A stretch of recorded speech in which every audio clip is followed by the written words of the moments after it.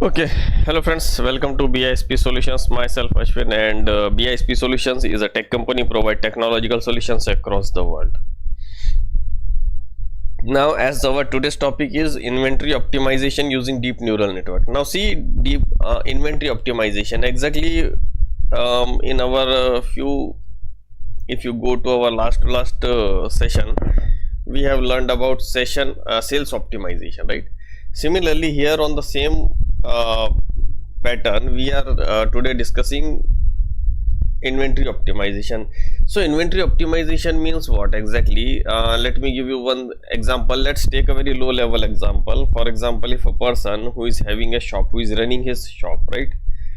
Now it's just a general store, we can say, or just a grocery shop, right? Now what happens here?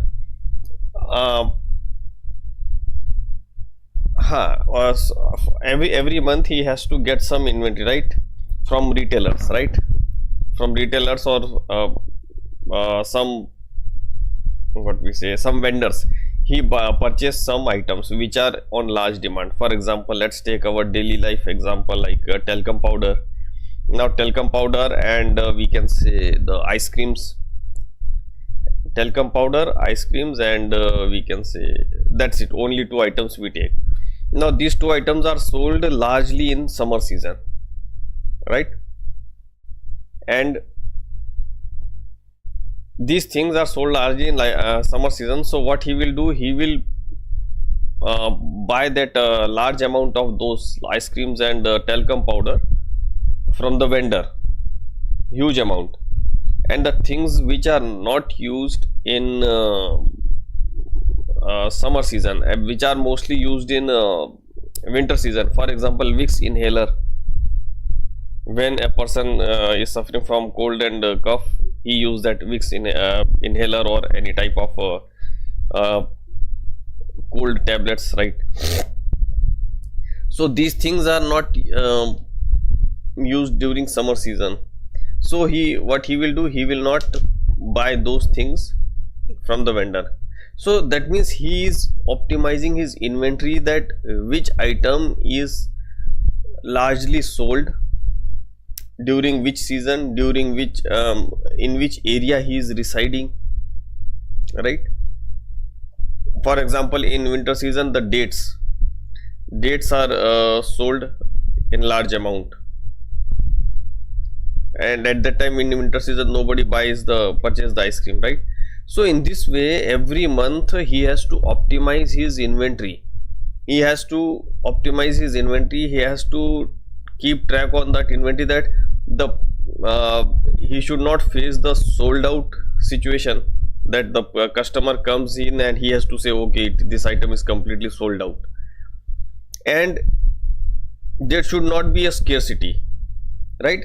So two situations he has to keep in mind, that there should be no scarcity of any item, number one, and there should be no circumstances like sold out, that customer comes to the shop and he says, sorry, this item is sold out right now. So he has to keep those two things in mind, and then he has to optimize his inventory list, right? So once his list is optimized, in that case, for example, let's take an example from NetSuite. I have downloaded some inventory information, right? Now if you see here, this is the product ID, and you can see lead time, stock on hand. Okay, first of all, this is the product ID, as we all know. Historical sales, how much amount of sales this item has done. Then lead time. Now first let me explain you what is the lead time. Look at this. In inventory management, lead time refers to the duration between placing an order of inventory replenishment and the time when order is received in the warehouse. But before that, you should understand replenishment. Replenishment means, look at this. In inventory management, replenishment refers to the process of reordering or restocking inventory to ensure there are sufficient goods on hand to meet customer demand and avoid stockouts example, let me show you this. For example, ice cream, a talcum powder, which is used in summer season, right? For example, only 10 items are remaining. At this point, I will order to the vendor. Just a second.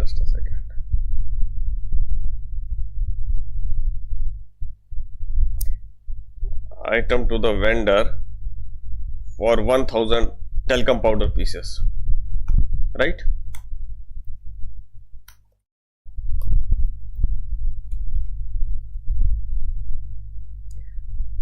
So replenishment means, see here, replenishment refers to the process of reordering or restocking the inventory to ensure that there are sufficient goods in hand. So this is the point where we call replenishment, right? That means now only 10 items are remaining. At that time we are ordering to the vendor. Okay, now this is clear. Now inventory lead time means refers to the duration between placing an order for inventory replenishment and the time when order is received in the warehouse. That means, again, this is order you have placed, and now this is the time when you receive that order in the warehouse, right? Okay. And reorder level. Now let's see, this reorder level also is there. Reorder level. So reorder level is what exactly? Let me explain you.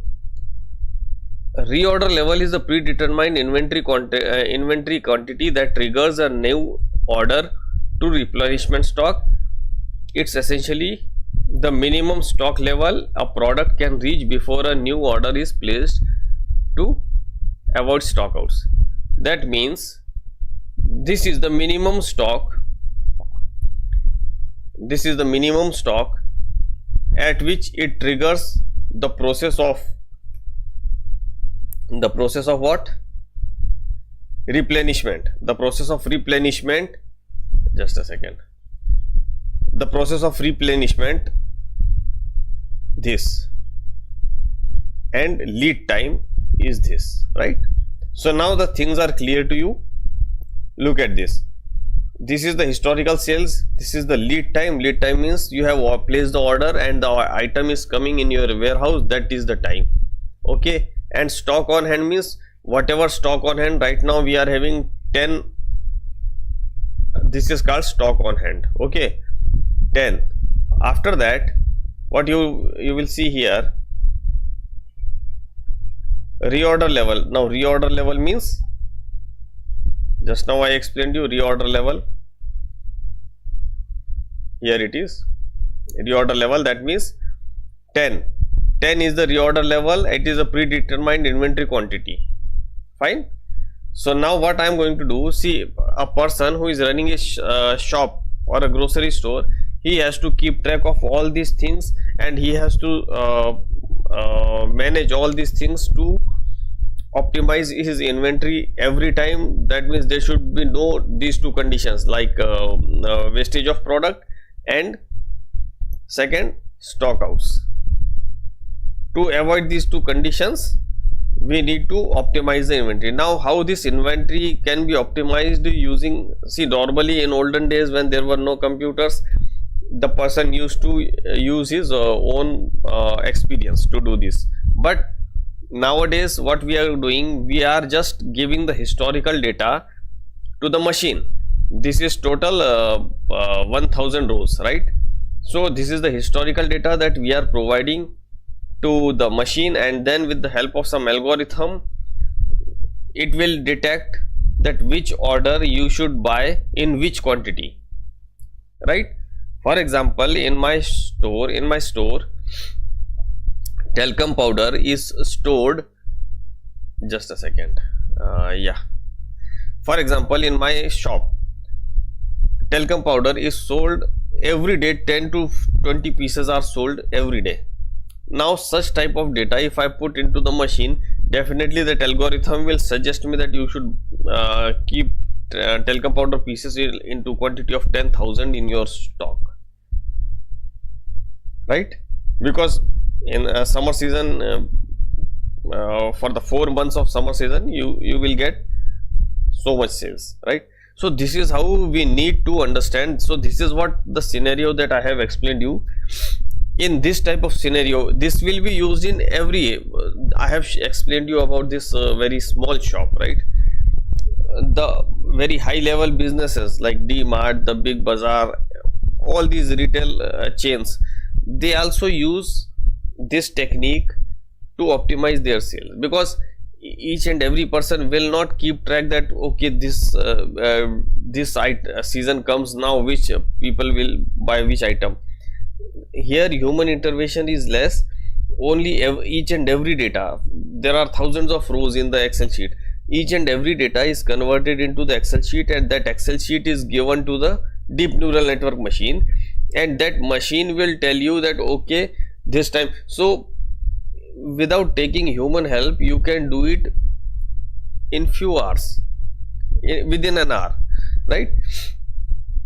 So this is how inventory optimization is done. Now let me explain you what is inventory optimization first, then we will move ahead.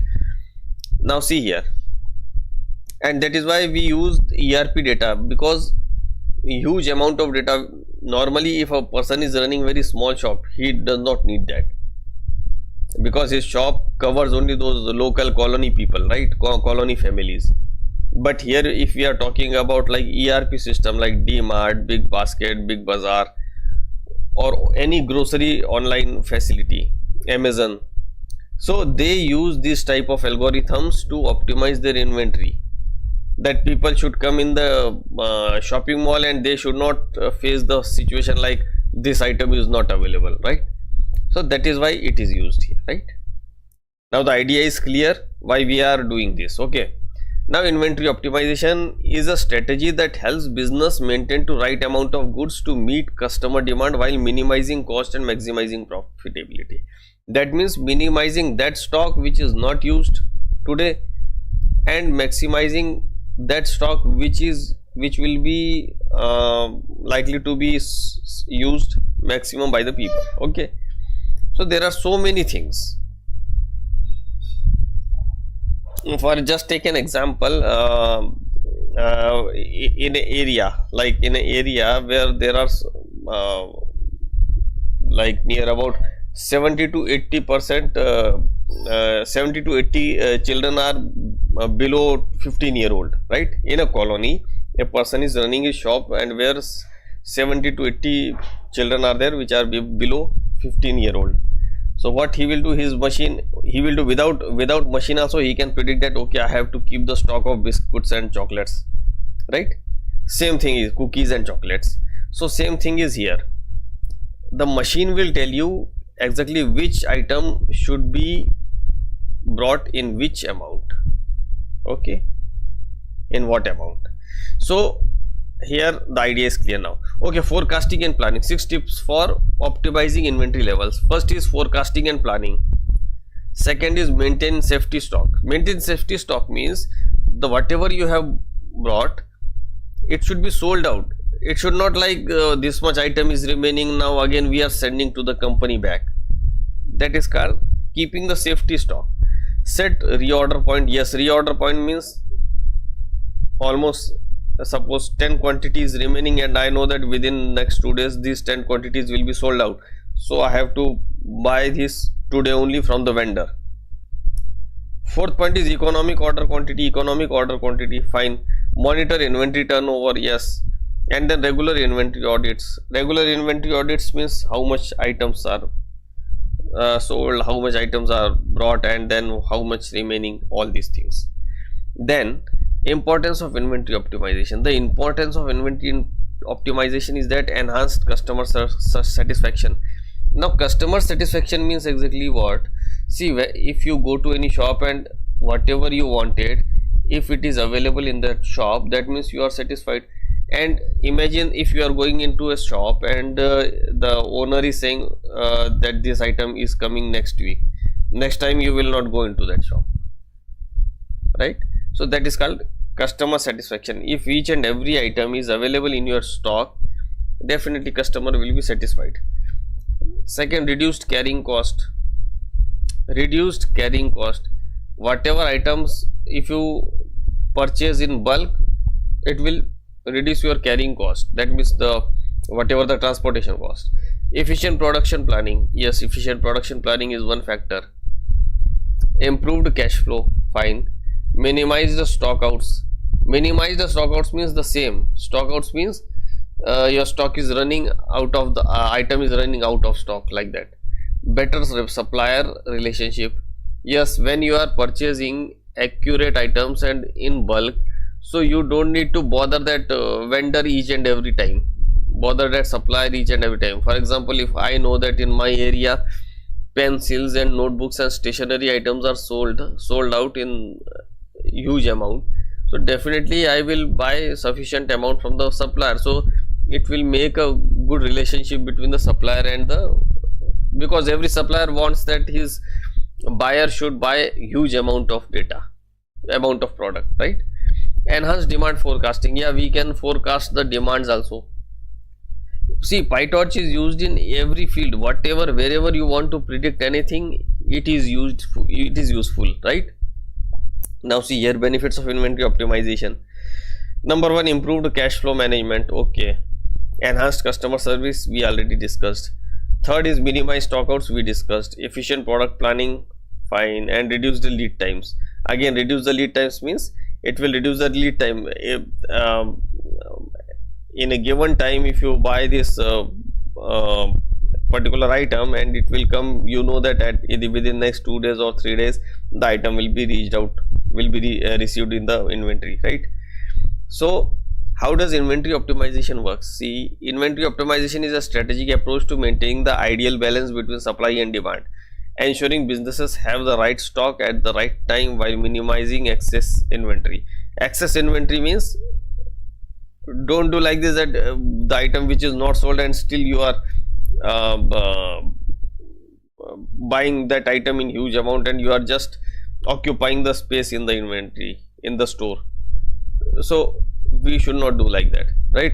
So again, same thing, forecasting demands, setting optimal inventory levels, okay, stock allocation optimization, replenishment strategies, all these are things. Supplier collaboration, fine. Inventory segmentation. Inventory segmentation, it is just like it is something related to like bin numbers and that area number, so that is in depth in the inventory, so we will not go in that. Performance monitoring and adjustment. Okay, now see here, inventory optimization using DNN, deep neural network. How deep neural network will do this? Now see here, model and process workflow. First of all, historical order data collection, okay, then data pre-processing, then training and testing, then DNN model. In this DNN model, it will run the epochs, whatever we were doing for the last few sessions since beginning. So here DNN model is there. Back propagation means again repeating the same process, then product popularity prediction and evaluation and comparison. This is how the complete process works. So now I am going to show you by this by practically. Now again I am doing one more iPyNafile interactive Python notebook. Okay, now this I have already done here. Let's minimize this first.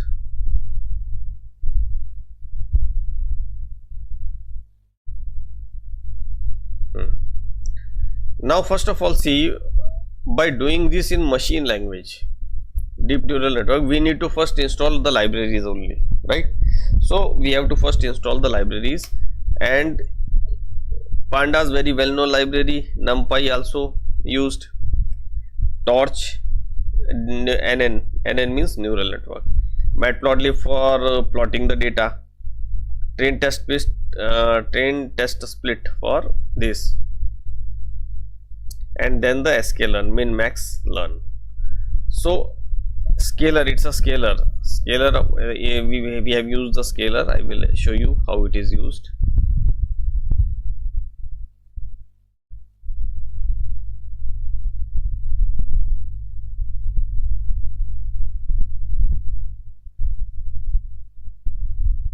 we need to wait. Okay, now it is, libraries are loaded.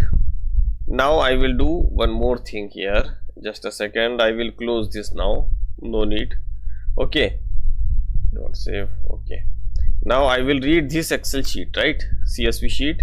And now if I put df, now look at this, product ID is not used, historical sales, lead time, stock on hand, reorder level, demand forecasting.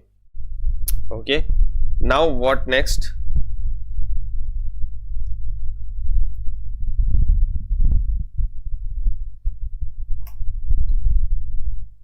Now look at this, we have dropped the column product ID and demand forecast, which are of no use. Okay, and then demand forecasting is a dependent variable, that is what we need to forecast. So what we have done, we have taken only limited and useful. So in X you can see the independent data, and in Y you can see all the dependent variables. Okay, look at this, 210, 99, 193, 210, 99, 193. Okay, so what we have done, we have done like this. Now we are going to normalize the data. So normalize the data, actually what it has done, look at this, it converted the data into -1 and 1. So whatever the machine understand it, normally we don't understand. For example, if the alphabet A is written, right, A, alphabet A is written, now this A will not be recognized like we recognize. In machine it will be first converted to tensor, it's a matrix, and then it will be read by the machine, and then it will come to a conclusion that okay, it is written A. Okay, now same thing is here. If I do y_scale,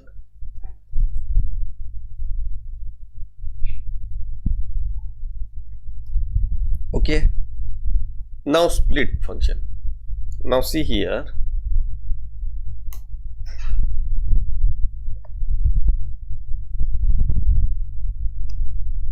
X train test and Y train test, train test split, this is the library we have used here, train test split. Okay, now X scaled, Y scaled, test size is 2, that means 20% data is used for testing and 80% for training. Random state equal to 0. Now this random state, let me explain you about this. See, train test means 80% training and 20% testing, means a child keep on reading his syllabus books, course books for the whole year, but at the time of exam only 20% of the syllabus is asked. They will not ask you each and everything. 30 to 40 questions are picked up from every subject and then they are asked in the paper. Same thing here also, right? So now if x_train dot shape, 800 are the rows and 4 columns that we have used here, right? Similarly, x_test dot shape, look at this, 200 rows and remaining 4 are the columns. So this is how we have distributed, we have splitted the data. Now convert to tensors. Our next task will be converting data into the tensors. Look at this. So now the data is converted into tensor. Tensor is nothing, it's a what we say, the array of that item, right? But that array, you can't read that array, only the machine can read the array. Okay, for us it is sufficient to know about the array and tensors. Okay, now what we need to do, look at this, we have created one init functions. Okay, now here review, and I will explain you again, same thing. Suppose whatever the data is given to the machine, right, that machine will create 64 neurals, and then that neurals will be processed, and after that review activation function, it converts all negative into 0. Okay, negative values into 0. Again, second time what it does, it creates 32 neurals, and at the end you will see 32 neurals and only one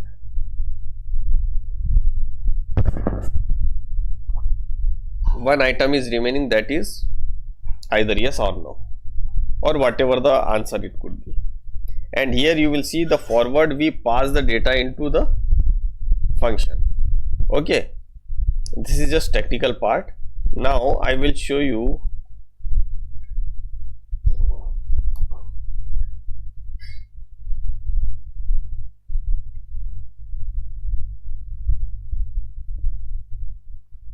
now. Look at this inventory NN, it's a function. Inventory NN, look at this, it's a class. Now what we have done, we have calculated MSE loss, mean square error loss, which is the difference between the actual and the predicted, and then optim Adam, right? We have used this optim Adam. Now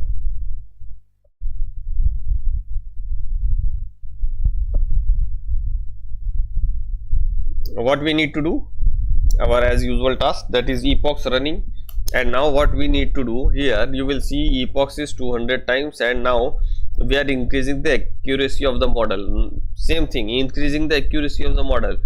In one attempt we can't increase the accuracy. As the number of epochs it is running, it will increase the accuracy. You can see here the loss is 0.0077, then it reduced to 0.0016, and then again it reduced to 0.0012. So in this way the loss is reduced, right? Now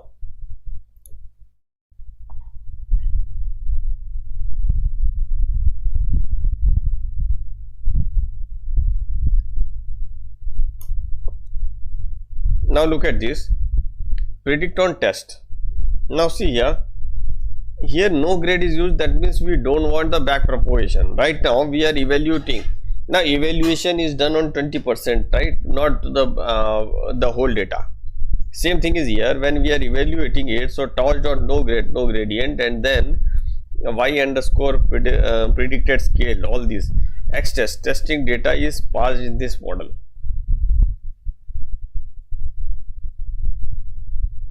Okay,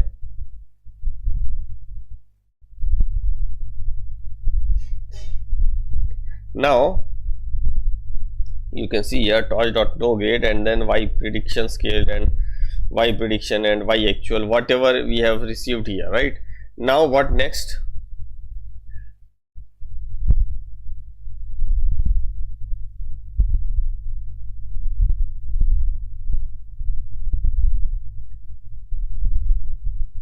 Now you will see here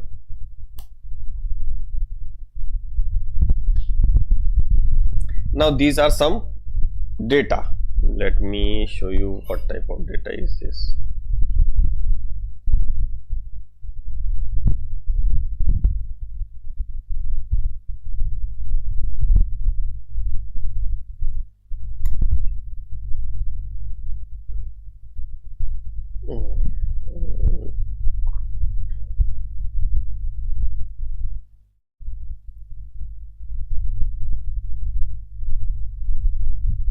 Yes, now you can see here historical sales is 150.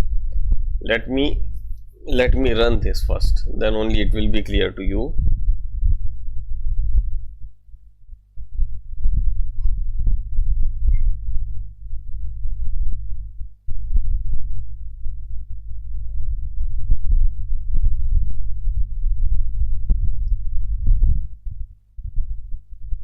Just a second.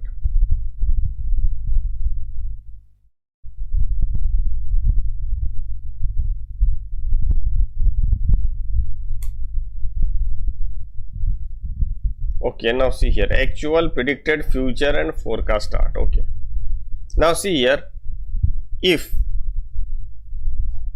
I make it as historical sales at this much high, then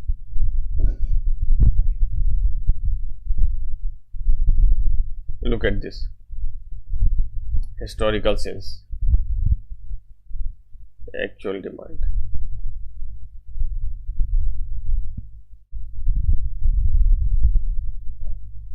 Right, so what we are trying to say that here you have put some different inputs, and then future scaled equal to scalar dot transform, that means we are again transforming the data. Then future tensor equal to torch.tensor and then future scaled.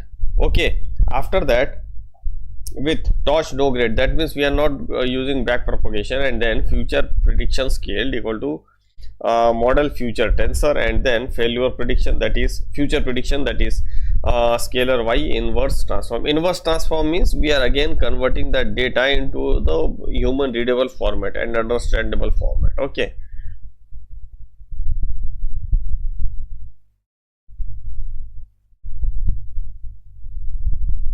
Now here you can see plot actual, predicted and future.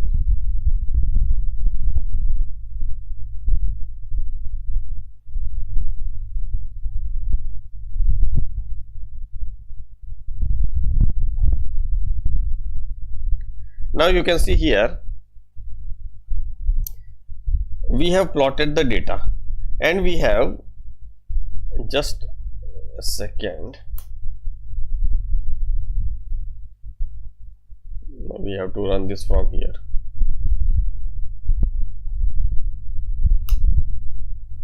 Then we do this and then we do this. Now see here, actual, predicted, future and forecast. All these data, they are overlapping each other. That means our model is accurately correct. Now what next? You will see here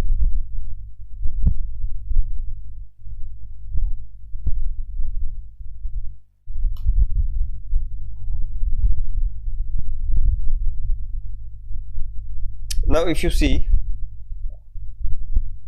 the item which is 150, historical sales, lead time is very less, stock on hand is 80, and here you will see one reorder level is 100. For example, our item which is sold 1500, right, lead time is fine, and stock on hand fine, and reorder level is 100. Let's check it out. We are doing it for inventory item 1. Okay.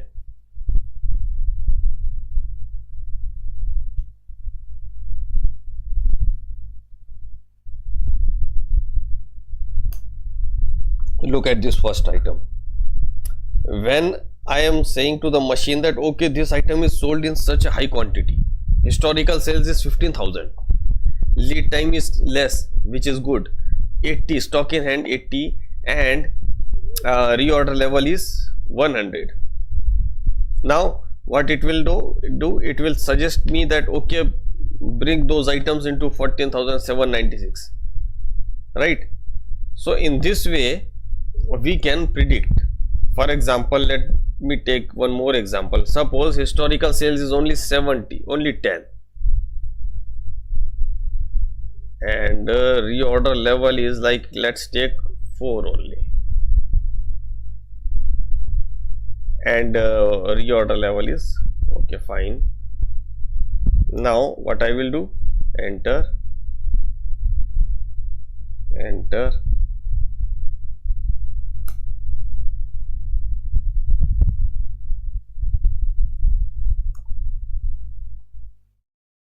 now see which item that we have kept.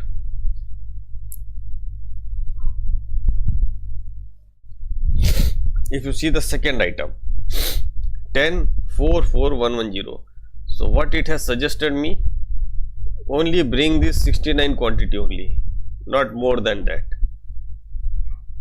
Keep only 69 items in your stock, that is sufficient. So in this way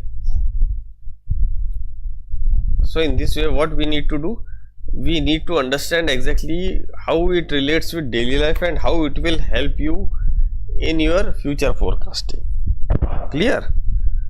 So now let's take a quick recap. First of all, the scenario is clear to all of you that we are optimizing the inventory to avoid those two conditions, that is wastage of items and wastage of place, and then second is sold out, right, sold out situation. So we need to avoid these two things. First of all, we have imported all the libraries we needed, then we read the data set, then we removed unnecessary columns, then we splitted that data frame or the data table, or we can say the data set. Then we have done or normalized it in the format of transformation, and we transformed it into -1 to 1 values which machine can understand. Secondly, we should split the data into train test split, right? That is what we have done. Convert to tensors. After splitting the data, they are converted to tensors, and after that you will see here there is a function, predefined fixed function, which is used here. So 44 is, so we can see whatever you have train test model inventory NN, right? So we have done this. After this, what we have done, we have executed the epochs, and with the help of that, this is called the training of the machine, and then with the help of that epoch we found whatever the losses are there, and the machine is now trained itself. Then we will see the model evaluation. Now you will see here model evaluation. Here we have used only 20% data, which is useful for us. After that, you will put some historical data, and you can make changes in this data to understand better, right, as I have explained you in this. After that, you will see future scale. That means whatever the data for the future is again now converted into inverse transform, means again converted into its original format, correct? Then we have plotted the figure like this. Okay, so guys, this is another most important topic which will be used everywhere, right? Because every company has its own inventory, and in the inventory they want to predict such system, instead of asking the department heads that how much is required or how much is over now. Right? So I recommend you to watch this video twice, thrice, and then if you have any issue, in that case you can reach out to me. You can put the question into the comment box, and then I will explain you. Okay guys, so watch this video at least twice, thrice, then only it will become clear.